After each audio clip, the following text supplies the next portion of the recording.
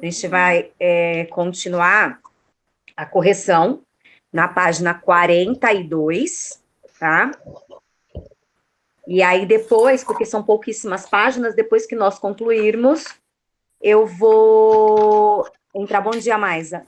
Eu vou entrar já com os conflitos do Oriente Médio, porque basicamente, naquele slide da Ásia que eu passei, eu falei um geralzão da Ásia, depois eu vou pegar um pouquinho de cada país e dar mais uma aprofundada. E, então, começar a subir exercício. Final de semana, eu vou corrigir tudo de todos os meus alunos, e aí vocês vão ter um respaldo, então, do que está certo, do que está errado. Se tiver alguma observação, eu mando lá no e-mail, tá? E eu vou subir material hoje, vou subir a atividade, tá? Entre hoje e amanhã, tá? Porque eu estou elaborando algumas coisas. Então, vamos lá, gente. Leia o texto e responda às perguntas. A estrutura populacional dos países europeus já preocupa algumas pessoas.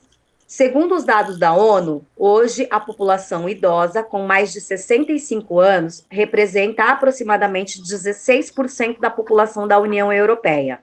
E essa proporção tende a crescer.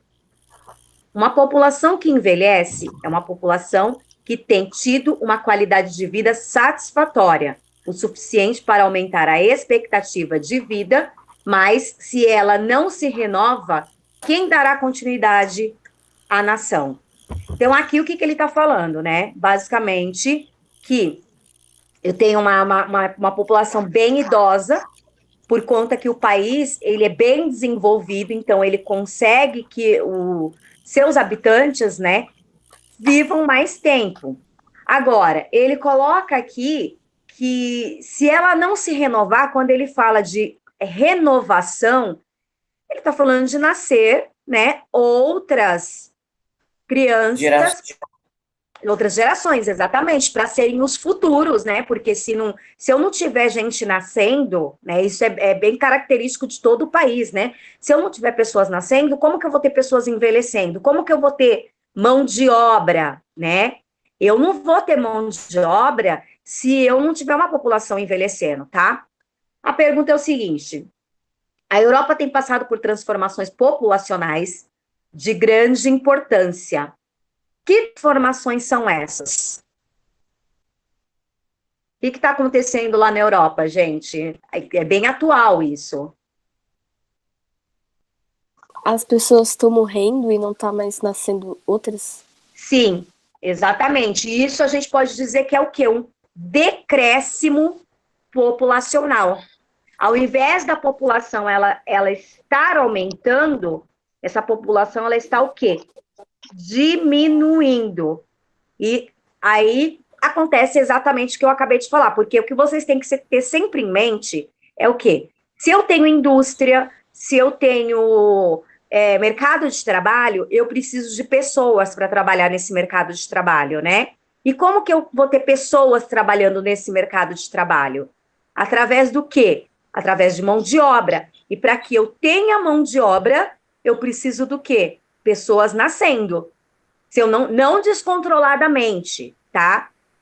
Crescimento é o que a gente chama dentro da geografia de crescimento populacional natural, tá? Não é para ter 500 milhões de filhos, não é isso. É uma questão assim de nascer uma grande quantidade de pessoa, né, que vá suprir as necessidades futuras do próprio país. Porque senão eu não vou ter mais mão de obra. O que está acontecendo no Japão? A gente vai falar um pouquinho mais para frente de algumas coisas do Japão, tá? O que está acontecendo no Japão, gente? É exatamente isso que acontece no Japão. O Japão, ele está tendo hoje em dia uma abertura maior para os DKSEI, para os Nisei, para os Sanseis, tá? Por quê que está tendo essa abertura maior? Porque os japoneses não estão casando, eles não estão tendo filhos. E como que o Japão vai manter a sua economia? Porque a mão de obra é o que mantém a economia, gente. Tá? Então, é bastante importante que um país ele tenha o seu crescimento natural em cima de uma população. Porque quando uns idosos morrem, aí tem mais criança para repor. Exatamente, né? Já está lá na adolescência, já está entrando para o mercado de trabalho, né? Então, se não tiver essa renovação desse ciclo, como é que a população vai ter mão de obra? E se eu não tiver mão de obra, eu não tenho os produtos, né? A economia cai. Como que a gente vai vestir uma roupa se eu não tiver lá o cara que vai lá e pega a matéria-prima do linho e a empresa depois transforma a matéria-prima do linho, depois tem a costureira para fazer a roupa, não é verdade? Então, é nesse sentido aí, tá? Na 2, por que essas transformações populacionais pelas quais tem passado a Europa são preocupantes? Por que vocês acham que é preocupante?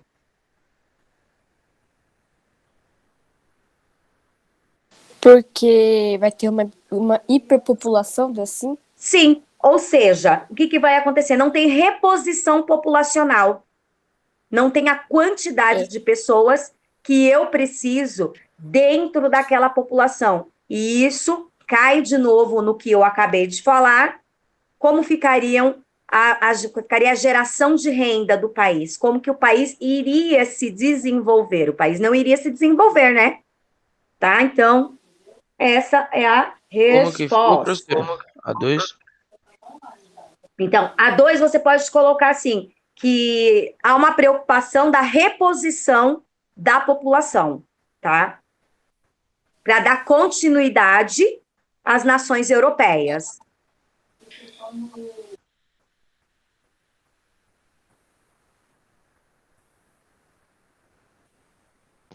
A minha já tá com resposta aqui. É. A minha também tava, mas tava errado. Vocês querem um tempinho para raciocinar o que eu falei? 42, Camille. Vamos, na verdade, estamos indo para 43 agora. Pessoal, quando vocês estiverem em aula, gente, não cheguem atrasados na aula, tá? Por favor. Quando a aula, principalmente quando a aula for 7h30, 7h20, vocês já estejam na frente do computador, por favor. Vamos lá. Página 43. Circule no mapa a seguir alguns dos principais rios da Europa.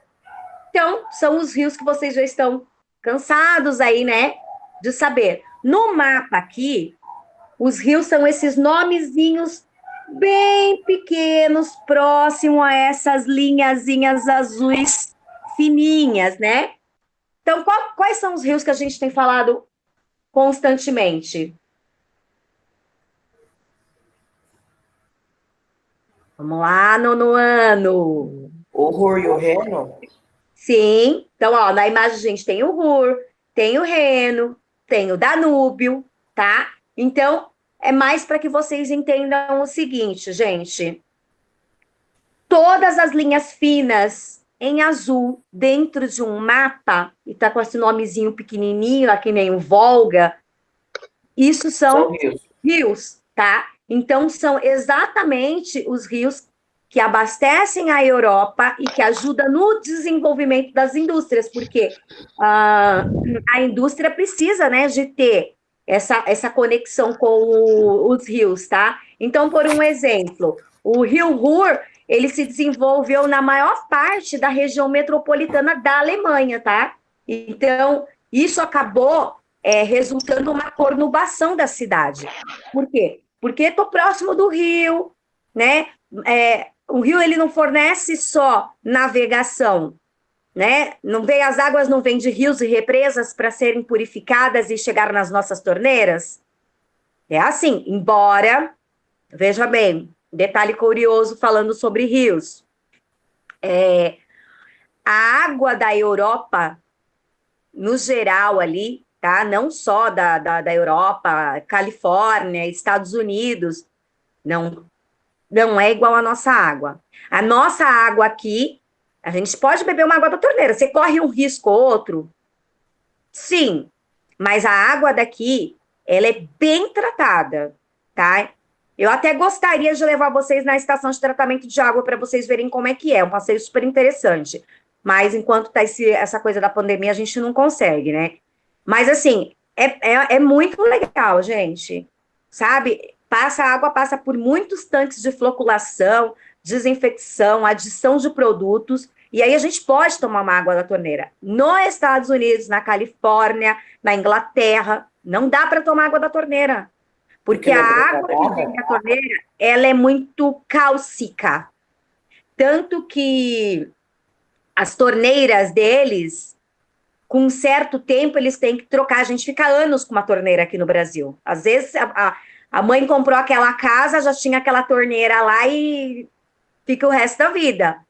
Lá não dá, porque começa a formar dentro do cano placas de cálcio, entendeu? E aí, como forma essas placas de cálcio... Gente, desculpa, é que o gato começou a miar aqui. Para! Então, como forma essas placas de cálcio? Essas placas de cálcio diz o quê? Que a água ela é meia carbonatada, tá? E essa água carbonatada, ela não serve para a gente tomar, porque isso vai acumular nos nossos rins e fazer com que a gente fique doente, né? Então, tem-se essa característica. Os rios são muito importantes para abastecimento de água e tudo, mas é muito comum lá fora a gente comprar a água para tomar, ok? Vamos lá, próxima página, 44. Assinale a seguir os vulcões que estão localizados em territórios europeus. Vamos lá, gente, quais são? Dou-lhe uma. Hecla. Hecla, Vesúvio e Santorini? Sim, exatamente. O Hecla, Vesúvio e o Santorini, tá? Então, esses três são dentro da Europa, tá? Esses vulcões são os vulcões, inclusive eu não vejo muita coisa sobre o Santorini e o Hecla, mas sobre o Vesúvio, tá? Sobre o Vesúvio sempre tem notícias em relação ao Vesúvio, tá? Eles ainda entram em erupção? Sim, o Vesúvio principalmente. Eu não fiz nenhuma pesquisa para saber como tá o Hecla e o Santorini, mas o Vesúvio é certeza, tá? Que ele entra, sim, em erupção ainda, tá? Vamos lá. Relacione as imagens de formações vegetais a cada tipo climático correspondente. Eu quero que vocês olhem bem essas imagens, porque eu não quero que vocês confundam os climas, tá bom? Então, vamos lá. Qual é o primeiro clima? Semiárido. Da primeira foto? Da primeira foto. Da primeira foto é clima mediterrâneo, gente. Tá? Na primeira foto, que é a foto A, é o clima mediterrâneo. Consertem aí. Olha lá o marzinho no fundo, um céu azulado, vegetação, clima agradável. Clima mediterrâneo.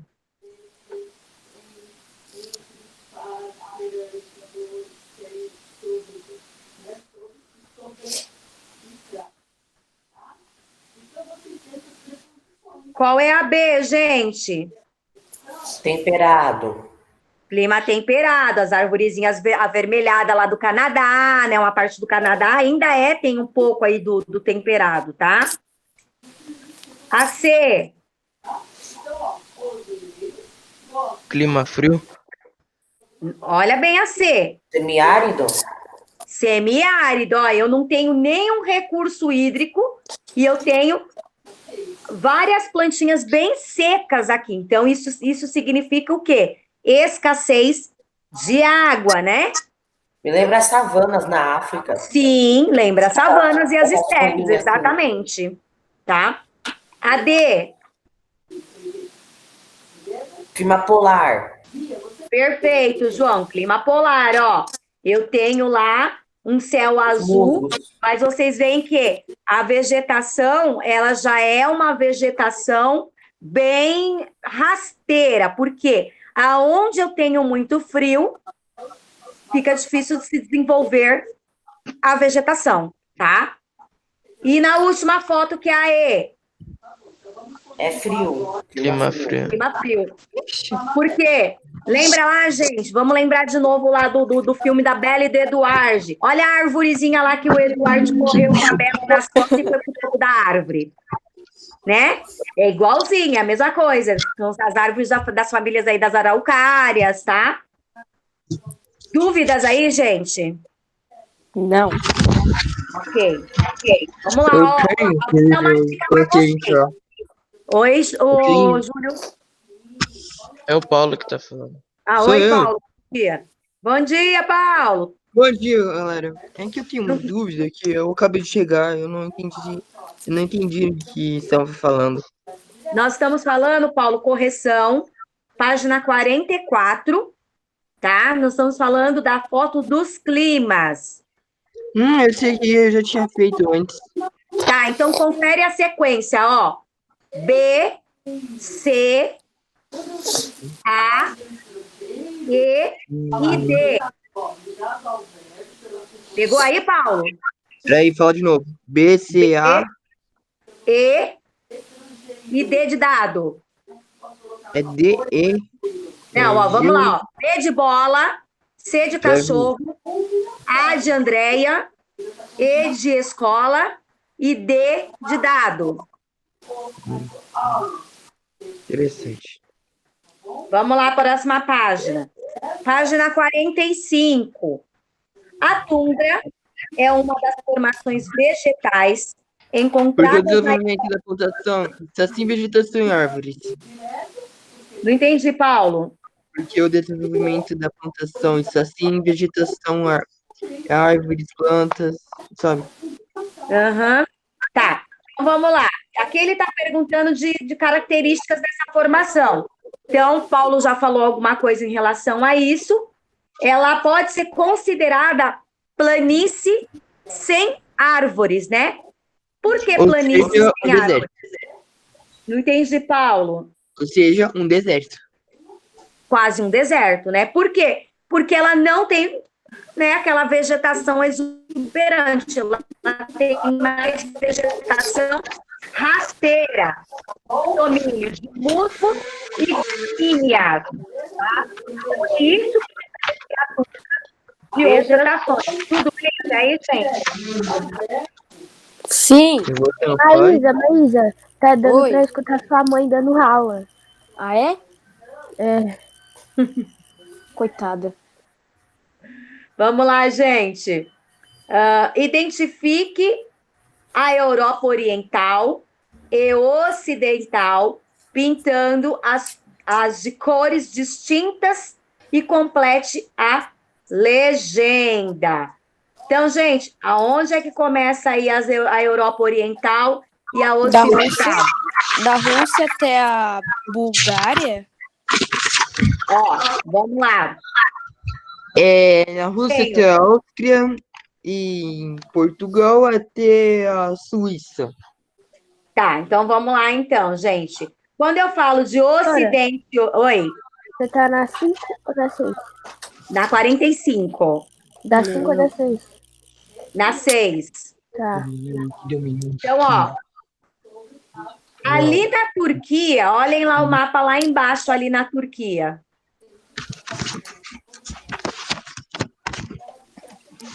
Eu vou passando, ó. Turquia, Macedônia, Albânia, Montenegro, Áustria, Eslovênia, Tchecoslováquia, Alemanha. E termina lá em cima, no final da Finlândia. Essa é a divisão, tá? De Europa Oriental e Europa Ocidental. Vamos deixar essa... Vocês pintaram essa atividade? Se não Sim, pintaram, vamos fazer assim. Quem pintou vai mandar uma foto para mim lá no e-mail, que aí eu confiro se vocês fizeram certo, tá bom? Beleza. É mais fácil para fazer a visualização, tá? As questões 7, questão 7 é de resposta pessoal. Que eu tive para você. Pessoal, vamos lá. Então, questão 7 é uma resposta Deixa pessoal, eu aqui. né? A qual vocês vão destacar as principais características ocidental. Então, isso é fácil, né, gente? Porque o Ocidente não é a mesma coisa que o Oriente. Então, é só ler o texto, né, para poder fazer essa compartilhação de características. E na 46, isso, tá, gente? E na 8, como a atual configuração demográfica da Europa informa algo tanto sobre a qualidade de vida dos europeus, como sobre uma possível crise de reposição populacional. É aquilo que a gente já veio conversando, né, gente? A menor porcentagem de jovens mostra aí, então, né, essa caída na taxa de natalidade e fertilidade, mostra aí, então, que a população ela não está crescendo. Poxa, Tá? não tem jovens, não tem população. Não tem jovens, não tem população, exatamente. A 47 também são. Aí, a gente já começou os perfis da Ásia, que é na página 48, que eu já passei um panorama para vocês, geralzão de Ásia. Então, hoje, eu vou dar sequência nos conflitos do Oriente Médio, tá? Então, vou falar um pouquinho aí de Oriente Médio, porque o Oriente Médio, ele tem aí bastante conflitos que fazem com que a população se disperse, tá? E entre em guerra, basicamente, tá bom? Então, ó, o Oriente Médio, ele é uma região que envolve tanto o oeste da Ásia, o nordeste da África também, tá? Ele pega ali um pedacinho de cada, né, país ali, e grande parte desses países são banhados, então, pelo Mar Vermelho, pelo Mediterrâneo, pelo Golfo Pérsico, pelo Mar Negro e pelo Mar Cáspio. Pessoal, agora eu vou pedir para vocês ficarem quietinhos, por favor, para que eu dê a explicação. Então, esse é um resumo meu, tá? Só um minutinho, Paulo.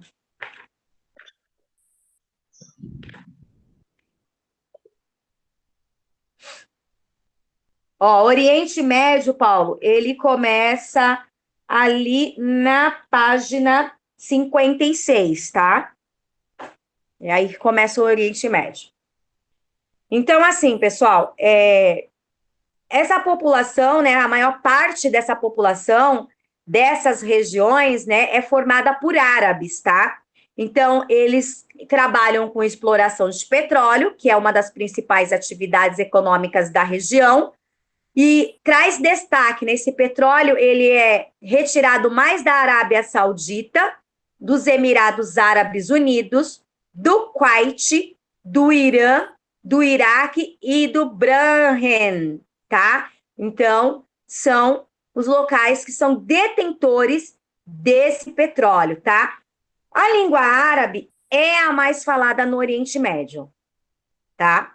Do ponto de vista religioso, o Oriente Médio, ele tem assim, no Oriente Médio, a religião, gente, é extremamente importante, tá? Porque eles levam isso, assim, quando a Medina toca o sino, todos param de fazer o que estão fazendo, se curvam para fazer as rezas. Todo o comércio para, todas as escolas para, todas as populações para. Porque religião para eles é algo assim muito profundo, sabe? Então tem uma importância, porque dentro da religião que surgiu, né, ela é o berço, né, do judaísmo, do cristianismo e do islamismo, tá? Então, para eles, isso é muito importante. Como a gente tem essa questão de religião, iniciou-se, então, alguns dos conflitos, tá? Então, em 1947, a ONU tentou fazer uma divisão desse território, de Israel, palestinos e judeus, tá? Em 48, criaram-se, então, o Estado de Israel. Aí houve uma pressão assim, internacional muito grande, que levou a um holocausto. Os Estados Unidos, ele apoiava a criação do Estado de Israel, tá? E tinha um movimento lá, nacionalista judaico, chamado sionismo, que tinha a intenção de criar um Estado para Israel, tá? E sempre tem aí o do contra, né? Então, como a gente tinha lá uma divisão muito grande, acabou gerando alguns conflitos. A maioria dessa região ela é formada, então, aí por 27 mil quilômetros quadrados, né? E possuía, né, para formar esse novo Estado de Israel, ela tinha aí cerca de mais de 1 milhão de árabes e 100 mil judeus, tá? No meio de todo essa criação desse Estado, tá? A Inglaterra também apoiava o movimento sionista, né, que foi criado no final do século XIX, com o objetivo do quê? De fundar um Estado judaico na região palestina, tá? Em 48, houve uma guerra que foi chamada a Guerra da Independência. Então, as alianças Egito, Síria, Líbano e Iraque e a Jordânia foram ali contra Israel. E as consequências foi que Israel anexou grande parte do território palestino e os palestinos foram dispersos em vários países, entendeu? Que foi liberado, então, pelo Egito e pela Jordânia, tá? Então, no início, Egito, Síria, Líbano, Iraque e Jordânia, no início eles ficaram meio que com medo, mas depois eles formaram alianças. E aí, quando eles formaram a aliança com Israel, essa população palestina pôde ir para os países que eles gostariam de ir, que seria, no caso, Egito, Síria, Líbano, Iraque e Jordânia, acolheram, então, esses israelitas, tá? Vocês vão ver que eu vou disponibilizar um slide para vocês depois, vocês vão ver no slide como que fica essa configuração, tá?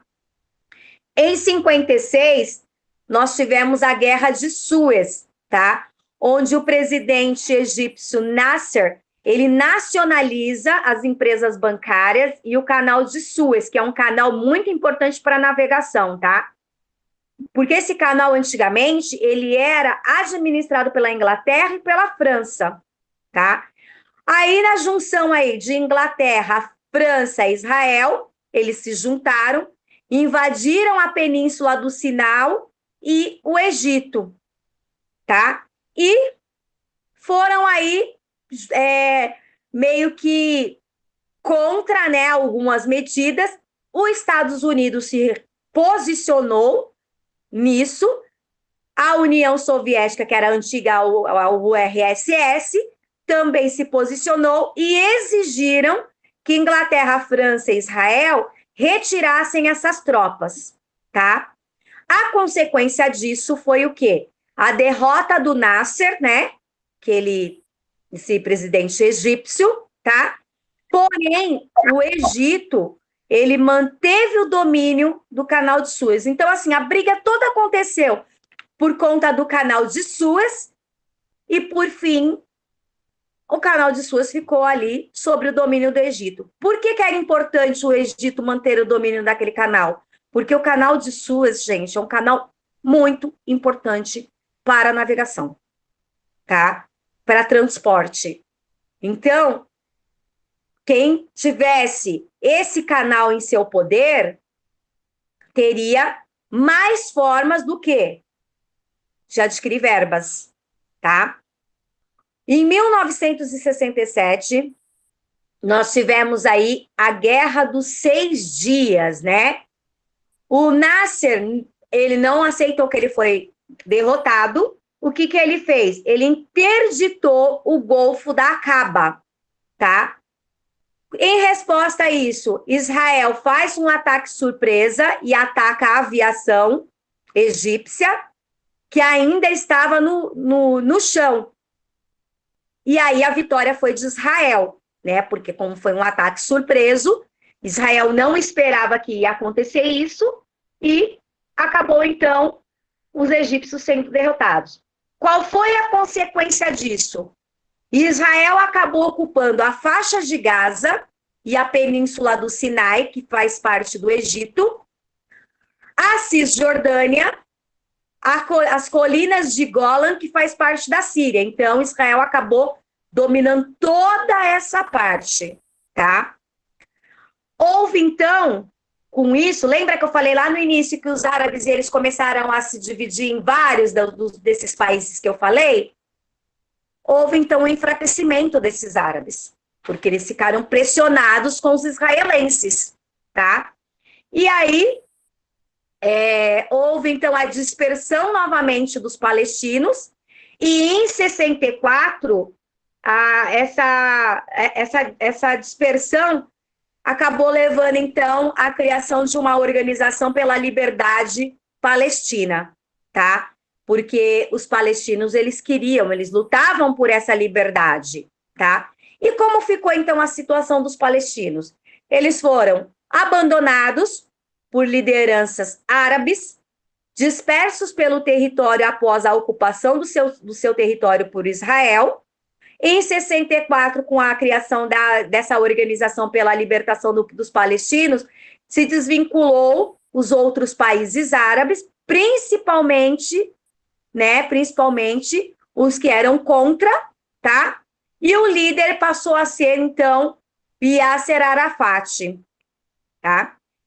E aí, na sequência, um outro conflito que ocorreu foi o Setembro Negro, que em 1970, o governo jordaniano, ele massacra 4.000 palestinos e fere outros 11.000, né? Então, foi chamado de Setembro Negro, porque quando as pessoas morrem, a gente veste a cor negra, né? O preto, né? Como luto.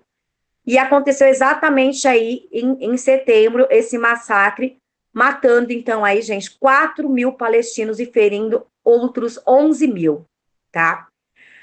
Em 71, os palestinos eles são expulsos da Jordânia e vão, então, para o sul do Líbano, tá? Então, esse é o final do que acontece com os palestinos. Em 73, ocorreu uma nova guerra, que foi a guerra de Yom Kippur, tá? Que foi o dia do perdão para os israelenses, tá? Então, era ali o Egito, a Síria e a Jordânia vezes o Israel, tá? E a consequência disso foi a diminuição dos israelenses, né? Por conta ali do quê? Da Organização dos Países Exportadores de Petróleo, tá? Então, houve essa diminuição dos israelenses e a utilização do petróleo acabou sendo uma arma política na mão deles. Porque quem tinha o poder era quem tinha o petróleo, tá? Isso culminou em uma crise mundial do petróleo, na qual a intenção dos árabes era o quê? De pressionar as comunidades internacionais. Por quê? Tendo esses países como os maiores detentores de petróleo, você concorda comigo que se eu não fornecer petróleo para outros países,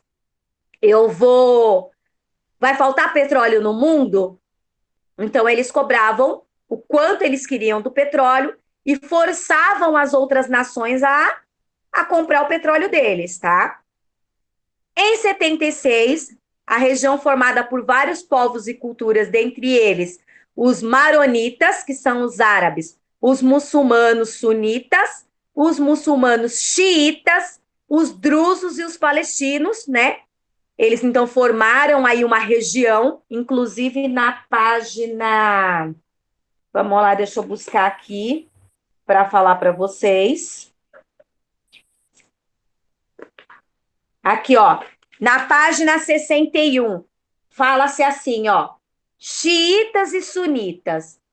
Mohammed é o fundador da religião islâmica e é tido como profeta de Deus pelos muçulmanos. Durante sua vida, ele estabeleceu um minucioso ensino que tratava de todos os aspectos cotidianos e religiosos do povo. Esse ensino se encontra principalmente no Corão, tá? Que é o livro sagrado islâmico. Em vida, além de criar o Islã, ele unificou, concentrando sobre sua pessoa a liderança espiritual, civil e militar. Ou seja, Mohammed foi, ao mesmo tempo, líder religioso, chefe político e combatente, tá? Apesar disso, seus ensinos não detalharam como deveria se organizar a nova comunidade, que é essas comunidades que formaram que eu acabei de falar. Quando ele morreu, uma controvérsia inevitável se instalou entre os seus seguidores, que ocupariam essas funções. Uma parte dos seguidores entendeu que o ofício de profeta havia morrido junto com Mohammed. Então, morreu, acabou o profeta. Mas uma outra parte, né, não aceitava isso. Então, restava aos líderes religiosos, inspirados no registro dos ensinamentos orais do fundador, lidar com as questões religiosas, enquanto os líderes políticos seculares seriam estabelecidos para cuidar das questões civis. O grupo que entendeu as coisas dessa forma ficou conhecido como sunita, suna, que em árabe significa costumes. No entanto, para uma maioria, o ofício de profeta deveria continuar por sucessão, ou seja, quem estava na sucessão de Mohammed devia continuar, e não outros líderes políticos e outros líderes religiosos assumir a religião pregada por Mohammed, que era o Corão, tá?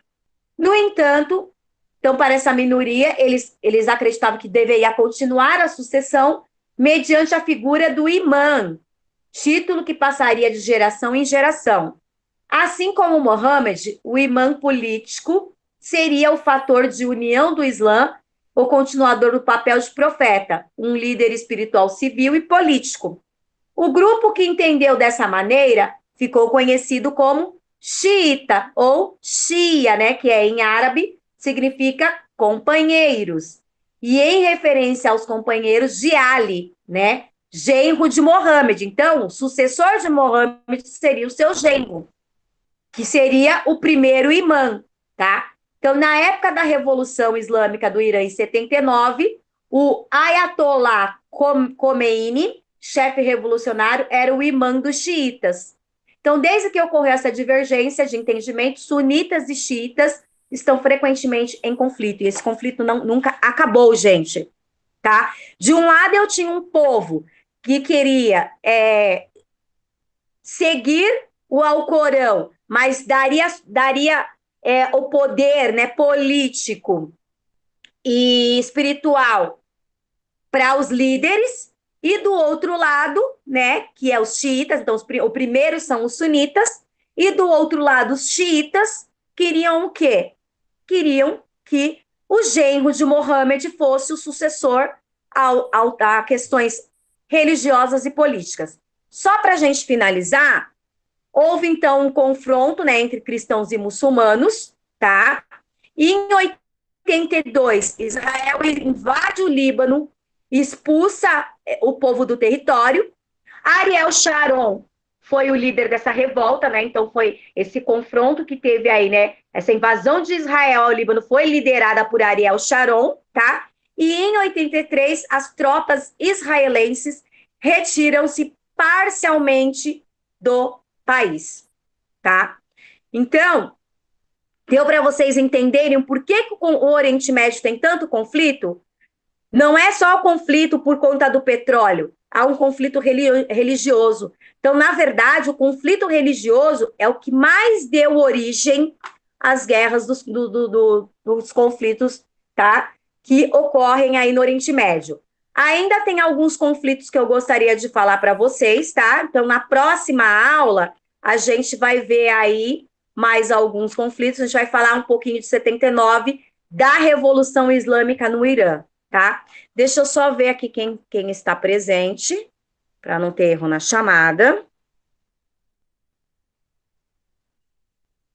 Estão todos presentes, né? Não faltou ninguém, né?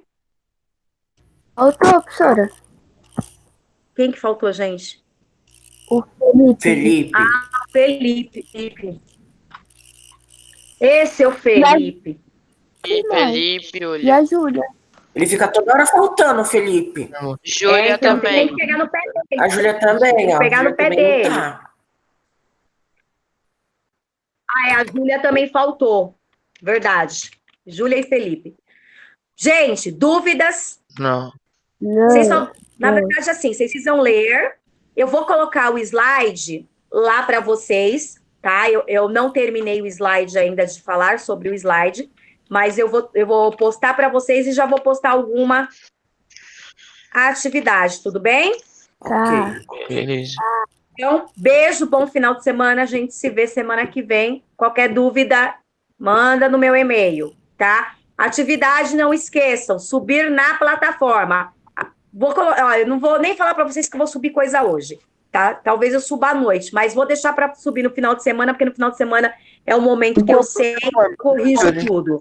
Oi? Em qual plataforma? Classroom. Lá no Classroom, Valeu. tá? Então, tchau, tchau, pessoal.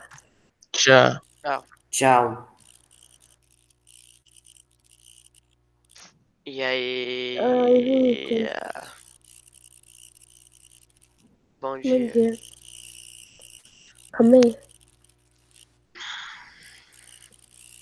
A senhora tá gravando? Tem que parar a gravação.